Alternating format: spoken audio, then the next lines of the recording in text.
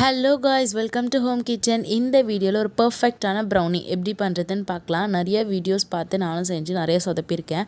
But இந்த வீடியோவில் நீங்கள் இதே மெஷர்மெண்ட்டில் செஞ்சிங்கன்னா உங்களுக்கும் செம்மையான ப்ரௌனி ரெடி ஆகிடும். செஞ்சிடலாமா? ஃபஸ்ட் அதுக்கு அகலமான பாத்திரம் எடுத்துகிட்டு அதில் பாதி அளவுக்கு தண்ணியை நல்லா கொதிக்க வச்சுக்கலாம்.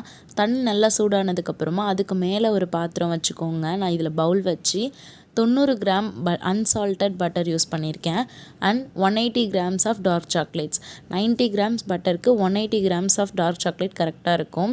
அதை இதில் மெல்ட் பண்ணிக்கலாம். இப்போ அடுப்பை நீங்கள் ஆஃப் பண்ணிவிட்டு கூட அந்த சூட்லேயும் நம்ம வச்சோன்னா நல்லா மெல்ட் ஆகிட்டுருக்கும். ஒரு 1 மினிட்லேயே நமக்கு நல்லா மெல்ட் ஆகிடும்.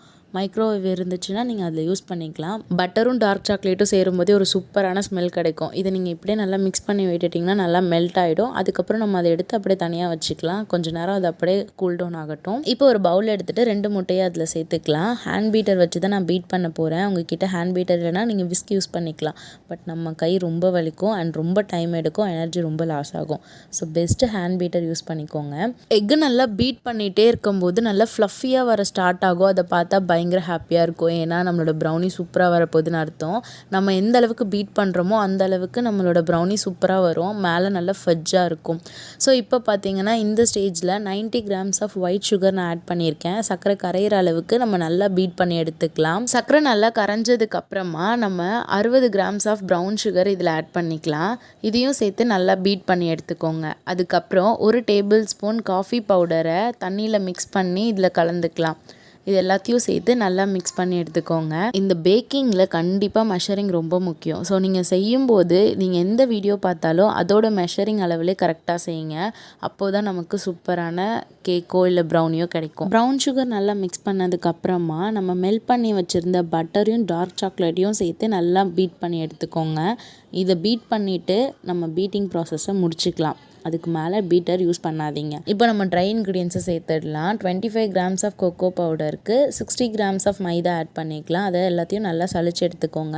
நம்ம மாவை இப்படி சளிச்சு சேர்க்கும் போது தான் மாவு நல்லா சாஃப்டாக கேக் நல்லா சாஃப்டாக வரும். ஸோ இப்போ நம்ம ஒரு ஸ்பேச்சுலா வச்சு கட் அண்ட் ஃபோல்டட் மெத்தடில் பண்ணிக்கோங்க.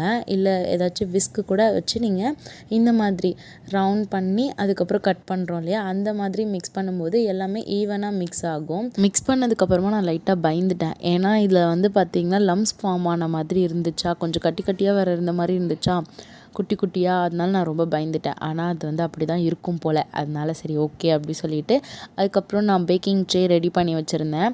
அதில் வந்து பட்டர் ஷீட்ஸ் போட்டுட்டு ஈவனாக எல்லாம் ஸ்ப்ரெட் பண்ணணும் அப்படின்றதுனால பேட்டரில் ஒரு டூத் பிக் வச்சு இந்த மாதிரி பண்ணிக்கிட்டேன்.